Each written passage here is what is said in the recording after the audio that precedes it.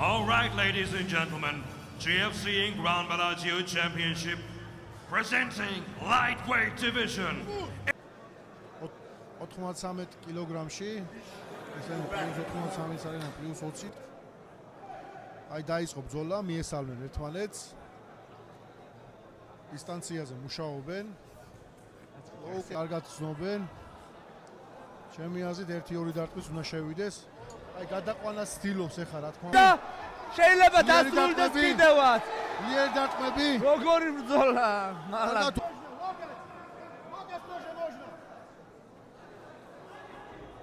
ვაიმე! ძალიან ძლიერი დარტყმები მიიღო. ძალიან საფრთხე. კი ბატონო. მაგიტომ ვერაფერს ვერ ვიტყვით ისეთ სპორტია შეიძლება ყველა რაუნდს იგებდა და ერთმა წამმა გადაგიწყვიტოს. მძიმე წონა. კი ბატონო, მძიმე წონა არ დაერთოს ამ რაუნდში. ამხნევებენ უკ მებრძოლს ეუბნებიან რომ შეგიძლია.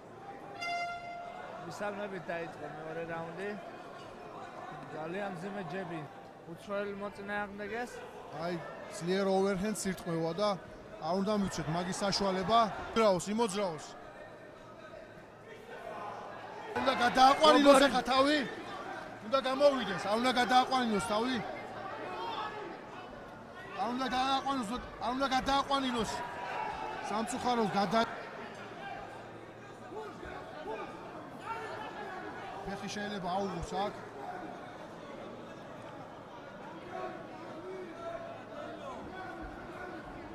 საიდ კონტროლზე აღმოჩნდა. დროც საკმაოდ ბევრი აქვს ახლა უკ მებრძოლს.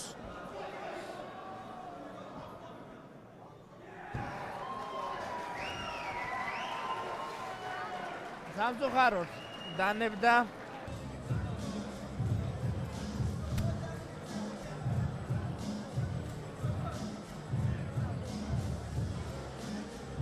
Salih Fahak Imanchi.